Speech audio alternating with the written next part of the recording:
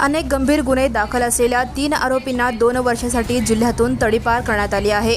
इम्रान रफीक शेख वय 23 राहणार पाटील चाळ मुरारजीपेठ, राजू उर्फ राजेसिंग राम राठोड वय 25 राहणार शुक्रवार पेठ माणिक चौक व अब्दुल वहाब नबिलाल शेख वय 37 राहणार सोनिया नगर 2 नंबर झोपडपट्टी बिजापूर नाका असे तडीपार केलेल्या तिघांची नावे आहेत। याबाबतची माहिती वाजक शाखेचे NS कानडे यांनी दिली। इम्रान शेख याच्यावर 2019, 2023, 2024 व 2025 या कालावधीत मारामारी करणे, दहशत निर्माण करणे, महिला अत्याचार, सरकारी कामात अडथळा निर्माण करणे असे गंभीर गुन्हे दाखल आहेत।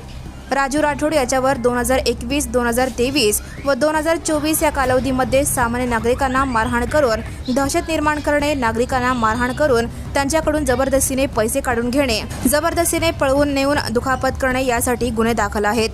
अब्दुल वहाब शेख याच्यावर 2022, 2023 व 2025 या कालावधीमध्ये मंगळसूत्र चोरी, मोबाईल चोरी यासारखे 6 गंभीर गुन्हे दाखल आहेत। यातील 2 गुन्ह्यांमध्ये न्यायालयाने त्याला शिक्षा दिली आहे। त्याच्या विरुद्ध लोहमार्ग पोलिसांकडून तडीपारचा प्रस्ताव पाठवण्यात आला होता। हे आदेश पोलीस उपायुक्त विजय कबाडे यांनी काढले आहेत। Now and press the bell icon. Never miss a